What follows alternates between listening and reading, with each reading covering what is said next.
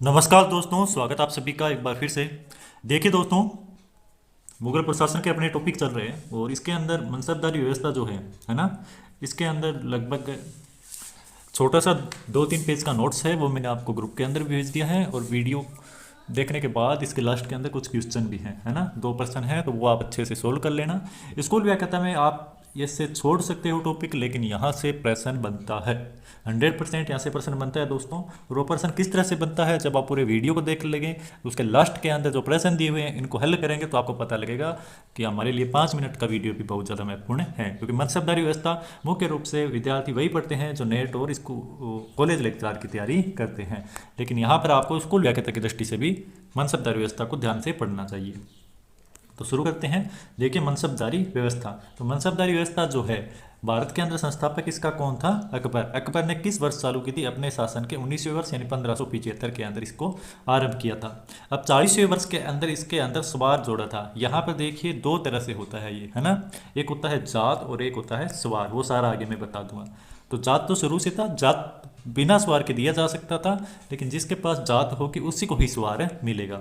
अब है मुगल साम्राज्य का इस्पाती ढांचा मनसबदारी व्यवस्था को कहा जाता है। यह सैनिक और असैनिक दोनों ही रूपों के अंदर है। दोनों रूपों का मतलब ये रूप था, है ना। अनुवांशिक नहीं, योग्यता के आधार पर इसको दिया जाता था। ये बहुत ज़्यादा महत्वपूर्ण है, इसको ध्यान रखना। योग्यता के आधार पर। एक है तजवीज। तजवीज किसको कहते थे? मनसूब नियुक्त करने की जो याचिका है, इसको क्या कहा जाता था दोस्तों? तजवीज कहा जाता था। अबुल फजल ने 66 मनसब की श्रेणियों का उल्लेख किया है। 66 श्रेणियां बताता है, जबकि 33 का ही वह उल्लेख करता है। 66 वहां पर उल्लेख करता है वो आइन अकबरी में। मिर्जा शाहरुख। मिर्जा शाहरुख जो था, पहला व्यक्ति था जिसने वैध रूप से, है ना, वैध रूप से मनसब प्राप्त करने वाला पहला व्यक्ति था, जिसको 5,000 जात और 2,000 स्वार मिले थे। 1594-95 में अकबर ने स्वार पद जोड़ा। और जात प्राप्त करने वाला मिर्जा शाहरुख है, पहला व्यक्ति था। जात पद को कहते हैं और स्वार किसको कहते हैं? सैनिकों की संख्या को कहते हैं दोस्तों। इसके अंदर 3 श्रेणियां हैं, है ना। ये दशमलव सिद्धांत पर आधारित थी। जो ये है दशमलव सिद्धांत, इसका सिद्धांत पूछे तो सिद्धांत ही इसको ध्यान रखना, दशमलव सिद्धांत पर आधारित थी। 3 श्रेणियां हैं। एक 5,000 ये प्रथम श्रेणी है, 5,000 3,000 द्वितीय श्रेणी, 5,000 2,000 तीसरी श्रेणी। इसके अंदर देखिए 5,000 2500 भी हो सकता है, यानी आधा या आधे से ज़्यादा। इसके अंदर आधा से कम रहना चाहिए, है ना। आधे से ज़्यादा किसी भी हाल के अंदर नहीं जाना चाहिए।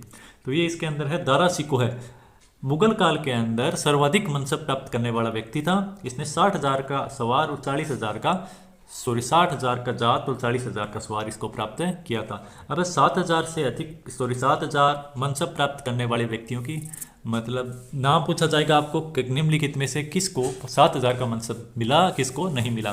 तो अकबर के काल में 2 व्यक्तियों को मिला था, एक अजीज को का और एक मानसिंह को, जो आमेर के थे। और औरंगजेब के समय 3 व्यक्तियों को मिला था। मिर्जा राजा जय सिंह शिवाजी के साथ संधि करते हैं, ये जसवंत सिंह राठौड़, ठीक है, और एक है मराठा साहू जी को। इन 3 लोगों को 7,000 का मनसब मिला था। तजवीज का मैंने पहले ही बता दिया आपको, याचिका होती है। तलब क्या है? तलब कहते हैं मनसबदार का वेतन। अच्छा, मनसबदार का वेतन किसके द्वारा निर्धारित किया जाएगा, किसके द्वारा दिया जाएगा? मीर बख्शी के द्वारा। मीर बख्शी द्वारा एक सरखत नामक पत्र पर हस्ताक्षर किए जाते हैं और मीर बख्शी जो है ना, सरकत पर हस्ताक्षर करके मनसबदार का वेतन नियुक्त करता है। अब जागीर और नकद दोनों ही रूप में दिया जाता है। फवाजिल अब जागीर के रूप में दिया जाता है, जैसे 100 रुपये का वेतन है ना। अब इसको जागीर दे दी। जागीर का मतलब ये भाई आपकी जागीर है, इसके अंदर 10 खेत हैं। तो यहाँ पर देखिए, जब 10 खेतों में से 3 खेत की कमाई 100 रुपये निकल गई, लगान 100 रुपये निकल गया, बाकी जो 7 खेत है इनका जैसे 500 रुपये निकला, है ना, तो इसको 100 रुपये ही मिलेंगे। और जो 500 रुपये हैं, ये 500 रुपये हैं, ये कहाँ भेजे जाएंगे? बादशाह के पास भेजे जाएंगे।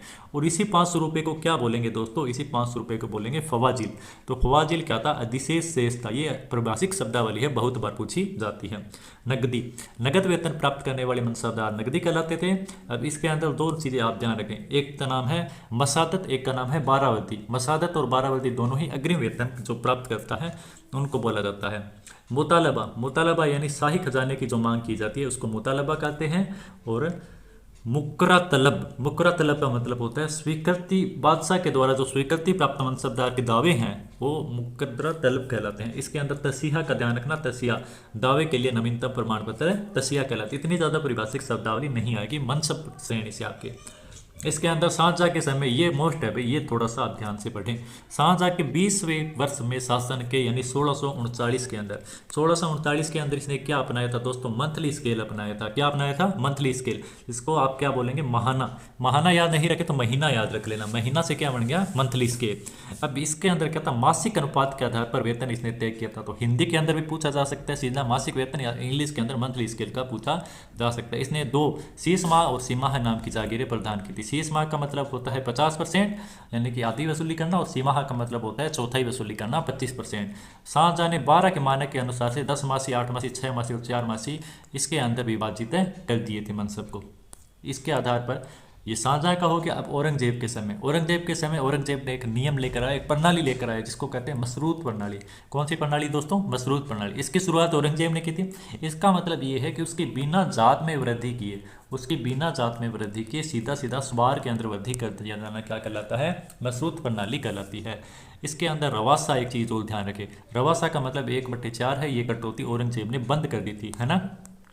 1681 के अंदर इसने नई वेतन तालिका बनाई, जिसके तहत मवासा जो है इसको, सॉरी रवासा, रवासा इसको क्या कर दिया?